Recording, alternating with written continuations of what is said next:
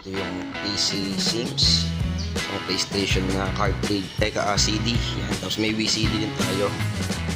Kingdom Hearts 11. Damn! Nakapagsabi na meron nga pala ditong Japan Surplus. Check din natin.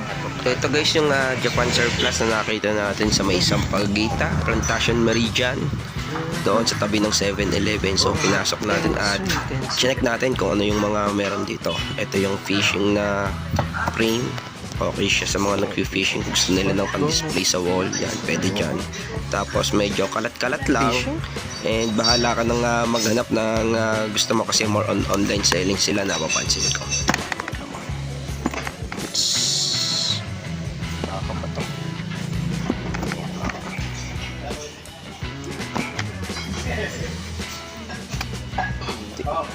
Station 2. Yeah, boy.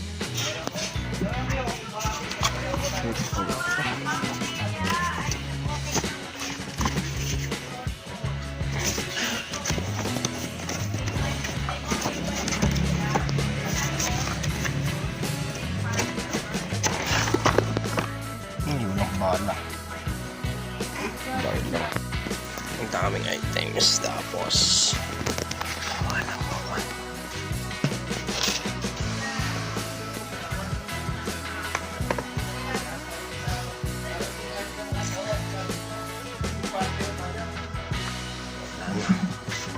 Tapos na, magkakalkal ka.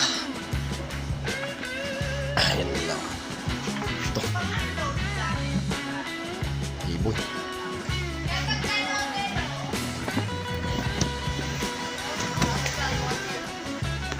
Kita ko na ang area ko. Yan.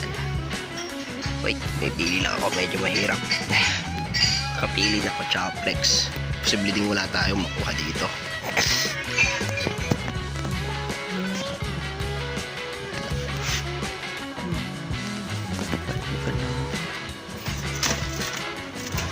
Wala pa.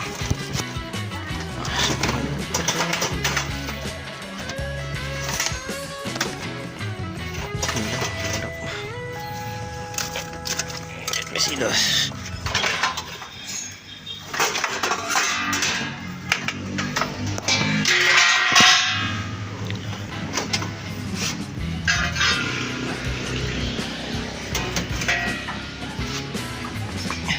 Oh, ano kaya ito?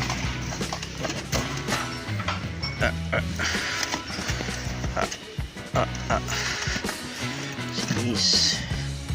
Walkman. What's this? Socials.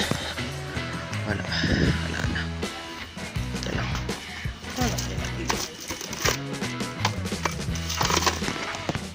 Hindi ko sa pressure.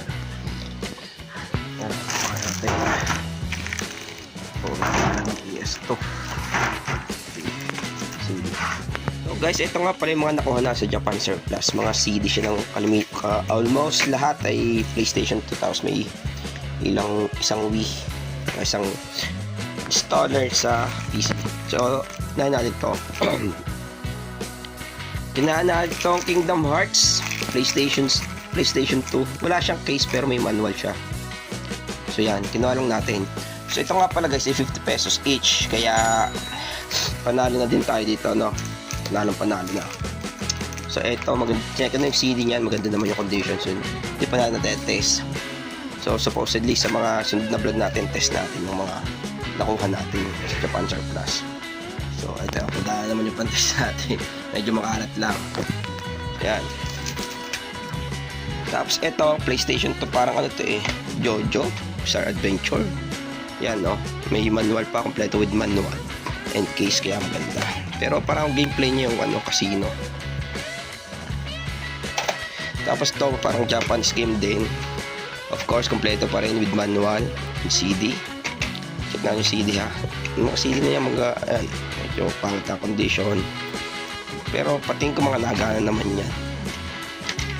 So sa halagang 50 pesos yun naman tatanggi dyan, diba? Tapos ito yung Winning 11 daw nakalagay dyan. Winning 11 na yun. Tapos to, wala lang tong manual pero may CD siya at may case. So ito yung isa, yung Sims. So dalawang CD siya kasi meron siyang disc 1, disc 2, yun yung mga lumang installer sa dyan. Dalawang disc yan kasi may mga expansion pack pa yan. And okay naman itong condition ito.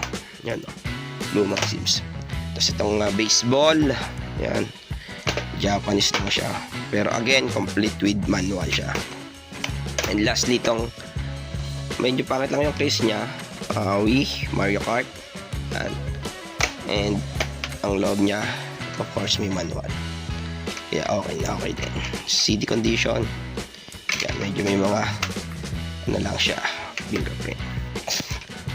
So, overall, maganda yung pagkakakuha natin nandun sa sa Japan Surplus na yon. Medyo nakakakuha tayo ng maganda-gandang items. And yun lang guys. Shinare ko lang. And kung di ka pa subscribe sa channel ko, mag-subscribe ka na kung gusto nyo ng mga ganitong content. At may share ko pa rin yung mga ibang vlogs natin about dito sa mga pagko-collect ng mga retro games natin at saka mga pag-select sa kung ano-anong store. So yun lang guys, and thank you sa panonood and bye.